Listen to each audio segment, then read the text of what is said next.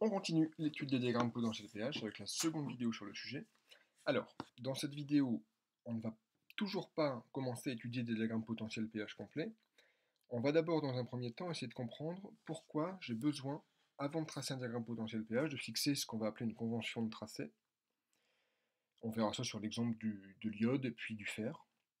Et dans un second temps, on va s'intéresser à un diagramme potentiel pH très simple mais très utile. C'est le diagramme potentiel pH des couples de l'eau. Alors, on reprend le couple I2, I- qu'on a utilisé dans la vidéo précédente. Je réécris sa demi-équation. I2 plus 2 électrons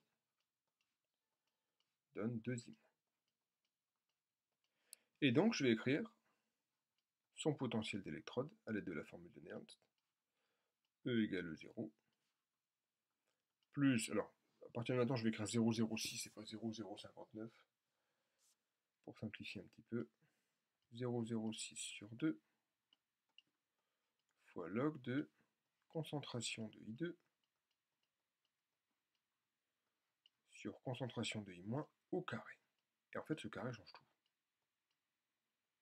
Parce que si je n'avais pas ce carré-là, bah, je pourrais dire simplement, si j'ai plus de I2 que de I-, le log est positif, si j'ai plus de I- que de I2, le log est négatif, et puis c'est réglé. Sauf que là, j'ai le carré.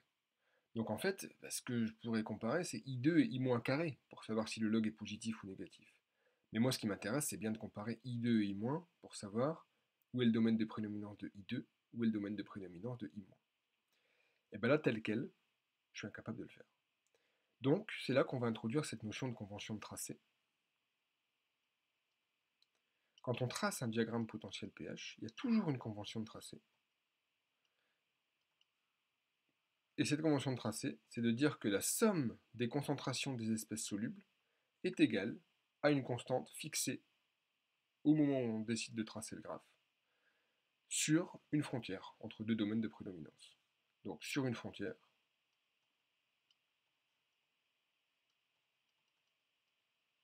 la somme des concentrations des espèces solubles de l'élément considéré égale une constante qu'on a fixée, qu'on va appeler la concentration de travail ou concentration de tracé.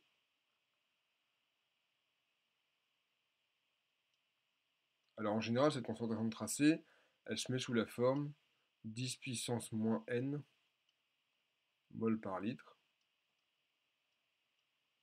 Et dans ce cas-là, on dit en général que le diagramme est d'ordre moins n.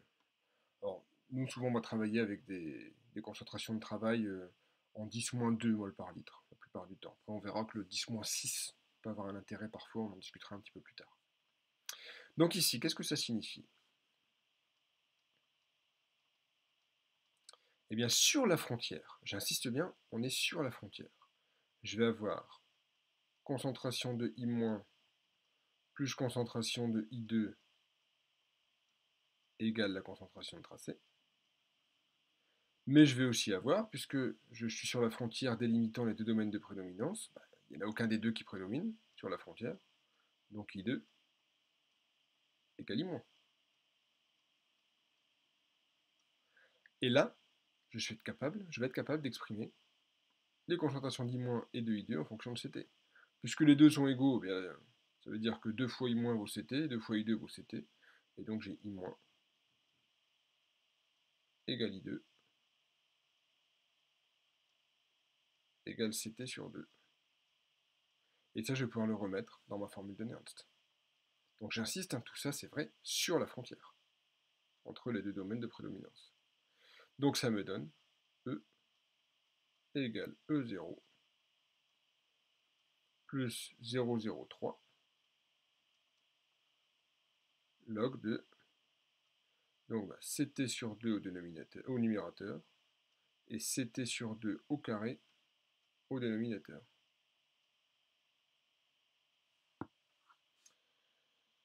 Soit, il y a un CT sur 2 qui simplifie, ça va me donner E égale E0 moins 0,03 log de CT sur 2.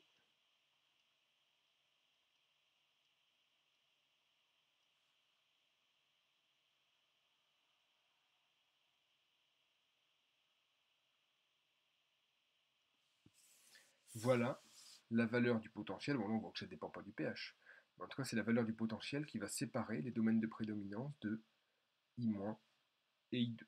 Donc, si je trace ça,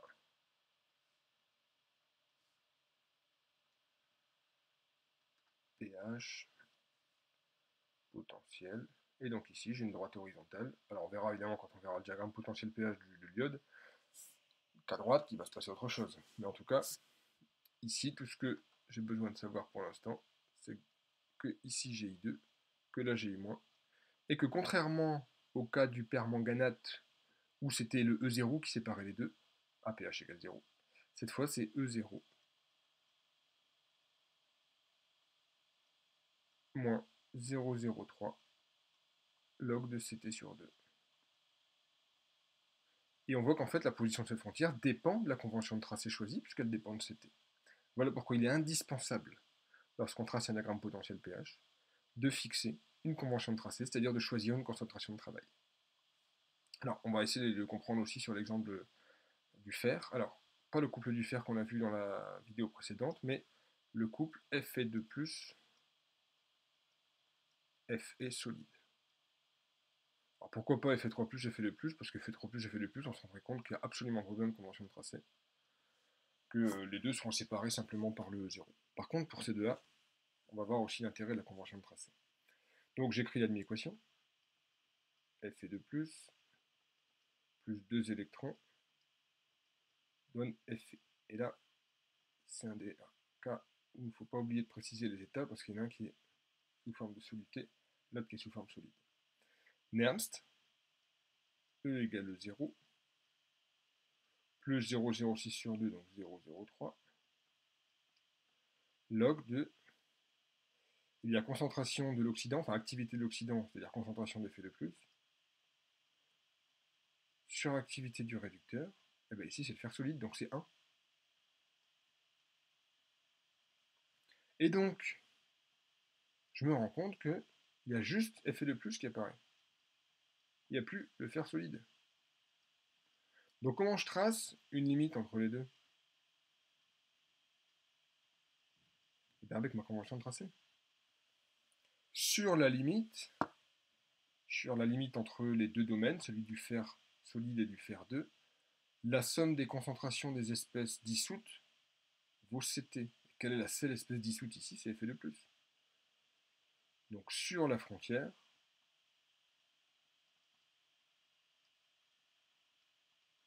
concentration d'effet de plus égale Ct. Et donc je peux remplacer ici par Ct, et à nouveau j'ai l'équation de la frontière, qui est de nouveau une droite horizontale.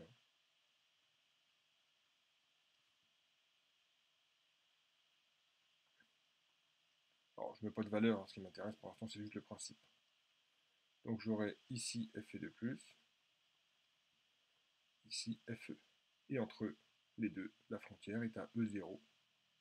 E0, alors, bien sûr, quand j'écris 0, c'est le 0 du couple Fe de plus Fe, plus 0,03 log de Ct. Donc finalement, quand, quand est-ce que j'ai besoin de cette concentration de tracé pour délimiter, pour écrire l'équation d'une frontière? Bah, c'est surtout dans deux cas bien particuliers.